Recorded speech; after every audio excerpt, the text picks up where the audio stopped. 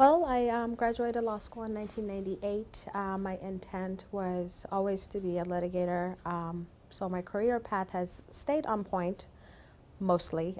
It has taken a sidestep to my litigation path because I'm now managing the firm and in court less frequently than I'd like to be. But overall, I'd say I've stayed on point and it is going the direction that I meant for it to go overall.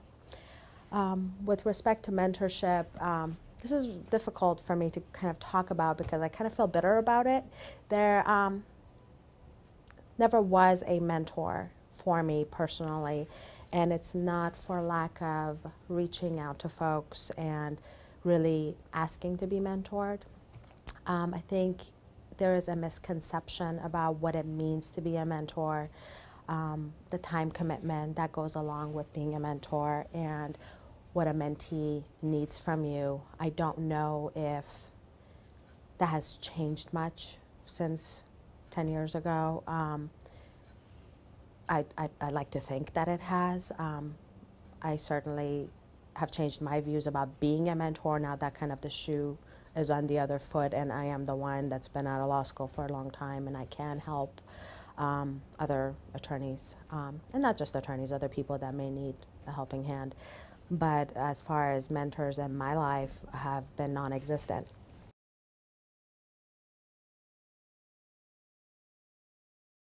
Sometimes when you're fresh out of law school or in a firm, I've done the big firm thing, it can be very intimidating. And as a woman, when you're making the decision to get married, to have children, what that will do to your career, just to somebody that has been there before and really talk to them and find out how they handled certain challenges. Tips of the trade. Sometimes it is amazing when one little tip can really shift the dynamic in your daily life on how to do what you need to do with respect to billable hours or talking to a certain type of judge or handling a difficult opposing counsel and so on. So that's what I was looking for. I was always looking for someone that I could just call on and say, hey, here's kind of what I'm dealing with, tips, ideas, that kind of a thing. I did end up finding that, but not in a mentorship type setup. It was more of a equals coming together to help one another since we couldn't find somebody else to help us, that kind of a thing.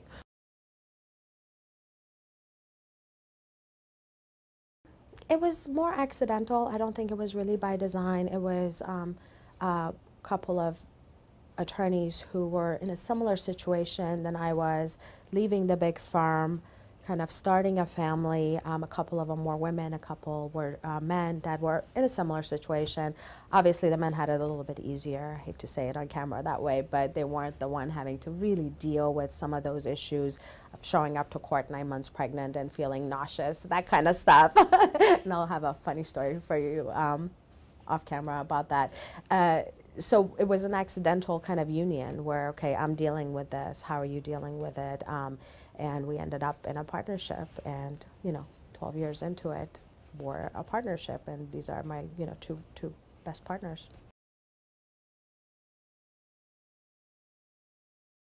I'm at Wong Fleming. We are a national law firm.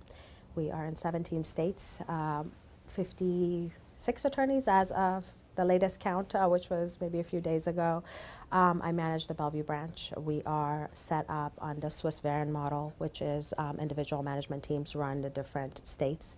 So I manage the West Coast, the Bellevue specifically, but West Coast I'm charged with dealing with Idaho, Oregon, Vancouver, BC, and California offices. So I have to deal with the day-to-day operations of a law firm, dealing with overhead and billables and hiring and firing of attorneys and staff and everything that goes along with it. On top of it, I am also responsible for managing my own cases because I still do run cases and I represent some banks.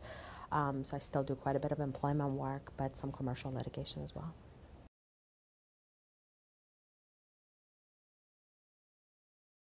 So my approach to mentorship is maybe a little bit different than some other folks. I come at it from a mothering perspective. I'm a mom. I bring to my job being a mom, and I feel open lines of communication and trust are the very first things that you need to have in being a good mentor.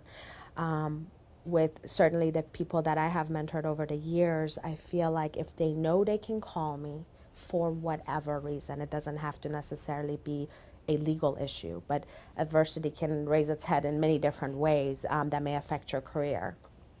It could be a childcare issue. It could be a difficult boss. It could be a paralegal that you can't get along with. I mean, a number of ways of dealing with it. And frankly, dealing with the judiciary is something that does require some training for young attorneys coming up. So I feel open door policy is the very first thing. And the second thing is a mentee cannot feel like they are putting you out, that they are just this big pain for you that you have to deal with. And I think if you can take that away from the relationship and really feel like, okay, you know I'm busy, I know I'm busy, but I want to do this, I feel there's value in this, then the mentee feels at ease too. And I also feel like reaching out to your mentees for help is a good thing. It shouldn't be, like you said at the beginning of our conversation, a one-way street. And I can say for certain I've asked for help from my mentees too, not with some case stuff, case analysis, if I need just a different perspective or somebody outside of the firm to talk to about something, whatever that may be. I've certainly made it a two-way street, and I feel that is what makes it a longer lasting relationship than a kind of a contractual obligation. I've signed up to be a mentor this year, so let me just get it over with, that kind of a thing.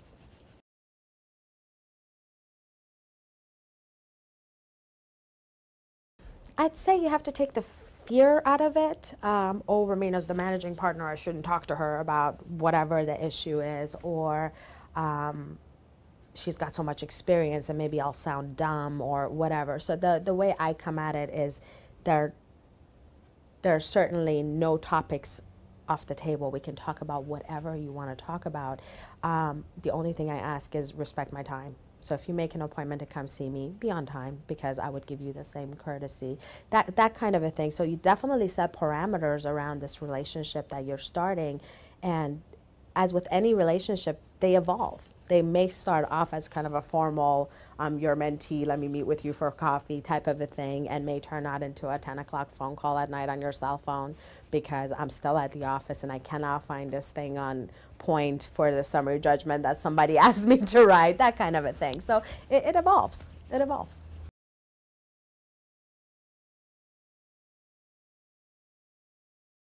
So I have done it a couple of ways. I have joined formal mentorship groups. There is cultural groups that have certain mentorship programs.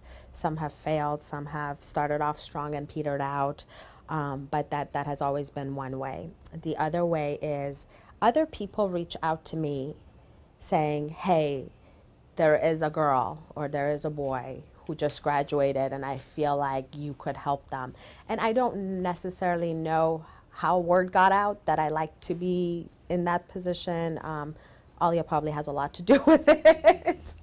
But I get sought out too. So it's not that I'm necessarily seeking folks out. They are coming to me, and I can't say no. So I have a lot of mentees.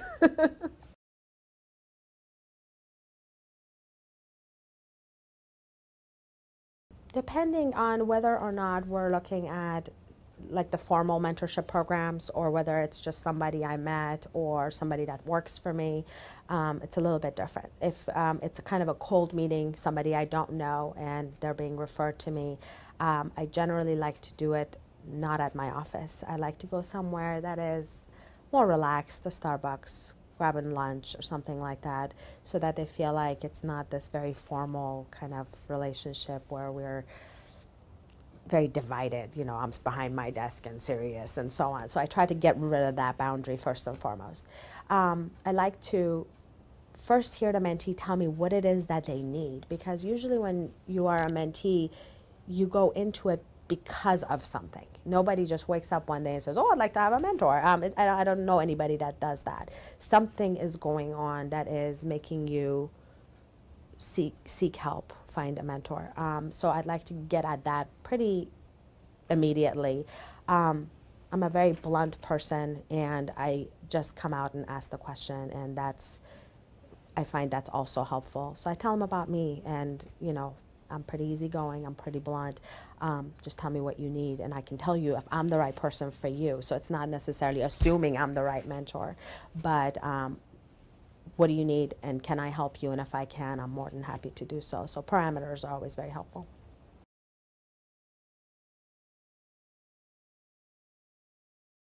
The respect for time is very important coming from my perspective, because my time is very limited. So if I'm going to put the time in and meet with somebody and help them through issues, is that's the very first thing I expect.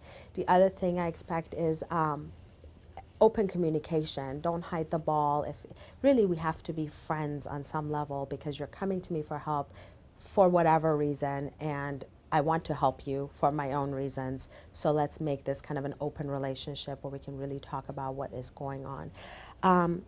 I don't like it when people want to be my mentees to get at something else, like a job reference or a position at the firm or anything like that. So that's probably my least favorite setup, and I pick up on it pretty quickly. Like, I know you don't really need a mentor, you're just trying to find a job, which is, this is a good way to get to know me as a hiring partner, but that's probably not the best way. So my expectations are honest communication and punctuality with respect to whatever it is that we're doing, because it might be a project, it may be that you're asking me to speak somewhere or do something for you. So if I'm going to put in my time, I expect you to do the same.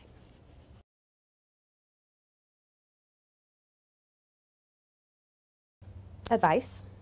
The best advice that I can give based on my personal experiences and what I've learned over the past few years, being a practicing attorney in this state and managing the group of folks that I manage, I would also say they can expect from me direction more than just, wouldn't it be nice if you did this, but rather a kind of a step-by-step guide on how to get there, because it's really easy to do, especially nowadays, internet research. Well, here's how I'm going to get there. I should be better than the canned answers that you can find on the internet. I should be able to go a step beyond just, well, you should just go to college. That'll solve your problems. So that's what they should expect from me, something better than what you can do on your own.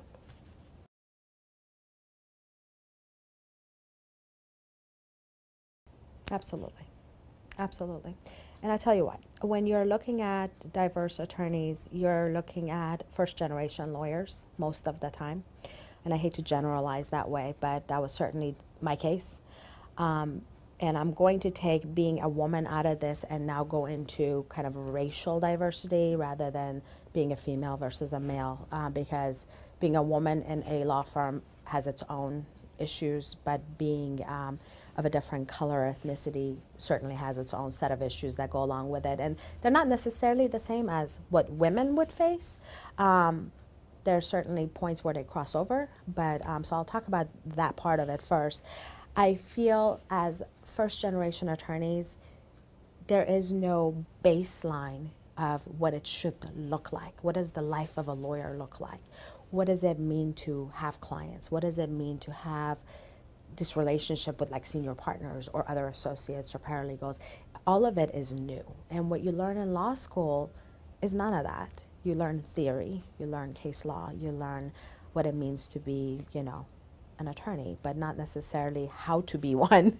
And I feel for diverse lawyers, that's something that they lack versus somebody who may have had several attorneys in their family, or friends of their fathers who may be a CEO somewhere, or may have lived in this country forever and have had occasion to use an attorney. I have met so many, and I call them baby lawyers, junior attorneys that have just graduated that have never met other lawyers. Like, the first experience they have with an attorney is, when they meet somebody in law school who's a real lawyer. So I feel that dynamic is a little bit different, and a mentor in that sense can really help you navigate the waters of what it means to be on a partnership track versus not, what it means to be a contract attorney versus an associate attorney. Basics that may come more easily to people that have other generations to rely upon versus first generation ethnic diverse folks.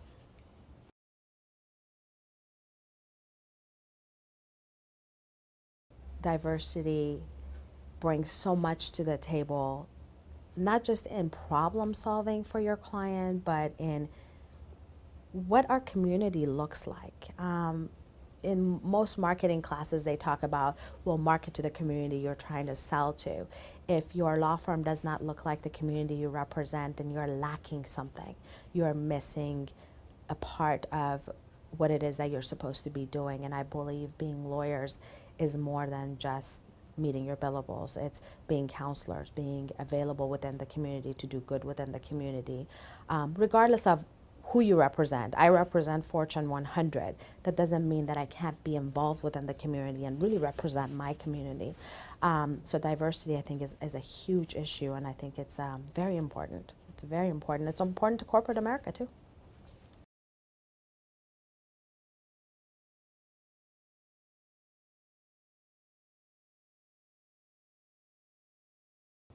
In a very short conversation, you can find a lot in common with just about anybody.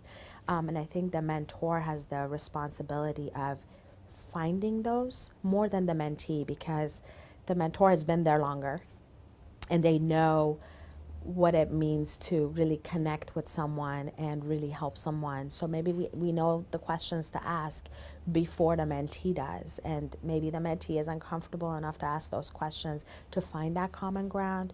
So I think it helps pairing mentors and mentees that are already similar. They look the same. They have similar backgrounds. But I don't think that necessarily is a barrier to a successful relationship.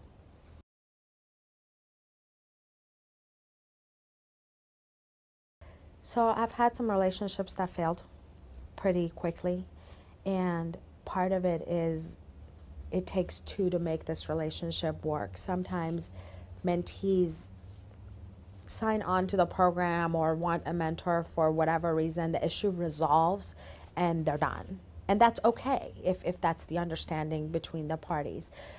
Sometimes it's a time issue and people won't commit to it. I can tell you from my own perspective, I've had to cancel meetings because of childcare issues or the calendar at the courthouse. But I think it's making that follow-up call of, I know I canceled, I'm sorry, here's how I can make it up to you. I know you're busy, I know you're in law school, I know you're an associate that has, 2,200 billable hour requirements and so on. It's just really putting yourself out there honestly and saying, whatever what failure was mine, it was mine, and I can kind of make it up to you. But I think it goes both ways.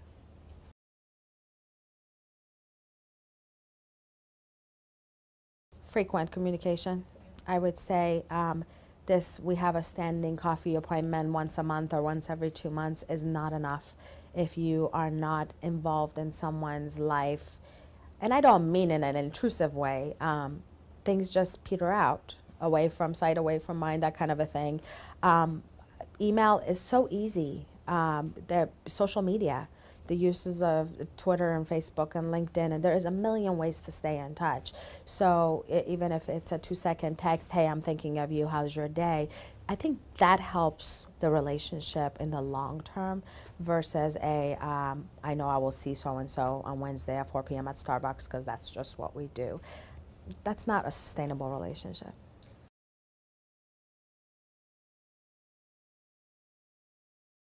I joke around about not sleeping, but there are days where you can see it on my face that I haven't slept.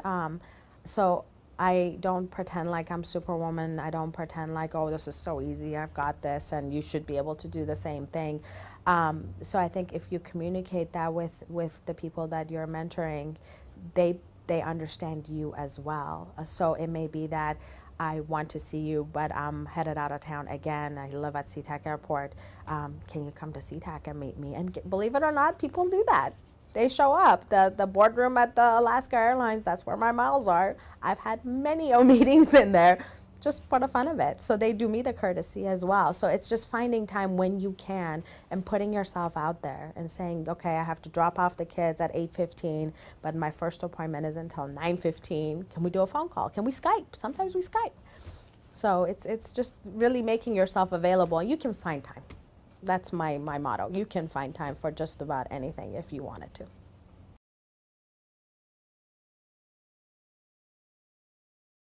I'll give you the example of my current office manager who started off as as our receptionist. She was 18. She had a child. She was not married. She had dropped out of high school. When I hired her, everybody rolled their eyes like, what are you thinking? This is just not even a good fit, and so on and so forth. Anywho, she has now graduated with her bachelor's and finishing her master's at University of Washington in accounting. So I feel very proud of that because I feel like I helped. And not necessarily helped in that I got her through school. She did the hard work, but I was there for her to lean on when she needed to with respect to childcare. This child who had a child didn't know anything about preschool, like wasn't even something on her mind. She's like, oh, we just wait till the kid goes to school. Things like that, just little tips to get you to the next step. So what I get out of it is this great sense of pride in somebody that has come into their own and just really using their abilities. I get nothing other than that out of it, but that by itself is very valuable to me.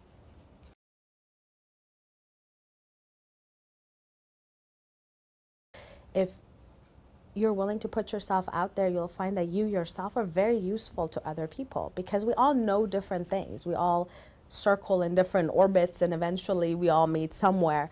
I would say you will find that you'll get a lot more out of it than, it's hard to put into words, but I'd say you would get a lot more out of it with respect to being a lawyer, with respect to living in this community and just your background, what you bring to the table.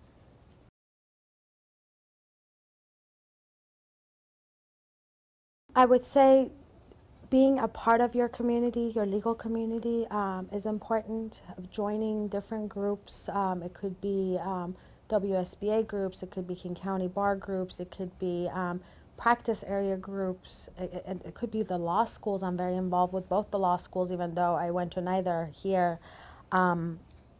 Those are ways to put yourself out, to reach out, because there are always people that need help.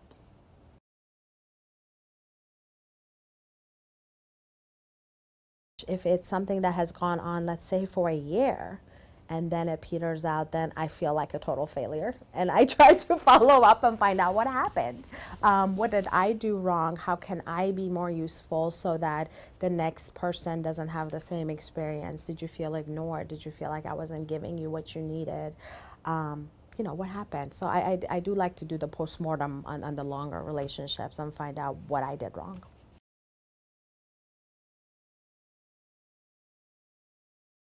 Don't be afraid to do it.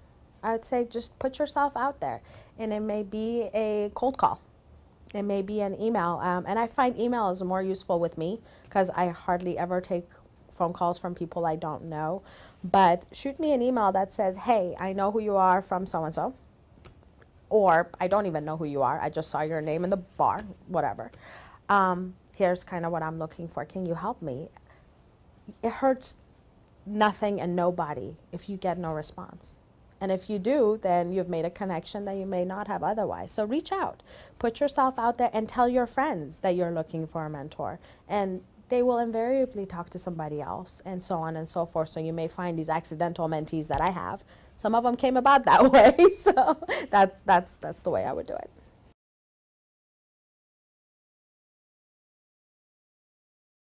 From the perspective of mentoring, I find you make really deep connections with your mentees that last for a very long time, and they can be helpful to you as a mentor down the line as well. I joke around about hiring associates. I have not put one single ad in a newspaper ever to hire an associate, and some of them come from my mentees, right? So it's creating your own network of people that trust you and you can trust. So I think that by itself is pretty huge. The second thing is that sense of community is when you put yourself out there, you become part of the community, part of the greater community instead of kind of your own little bubble.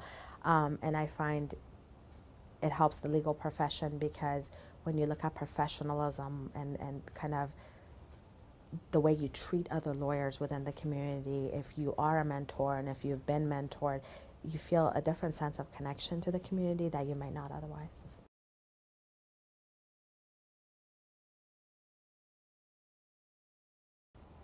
If it's your passion, do it. If you're doing it because you think it's a great way to make a living, then don't do it. It has to be your passion. And somebody told me that when I was 15. And I remember kind of chuckling at that and moving along. And it didn't really hit me again till after I had my second child 5 years ago. That, oh my God, if it's your passion, it feels right. Then you don't mind doing the hours. You don't mind doing the travel, whatever else it requires. So I would say absolutely do it if it's your passion. And I think it's a noble profession. I think it's a good job. I enjoy what I do, and I would love for new people coming into the profession to also love what they do, not just do it because they want a paycheck.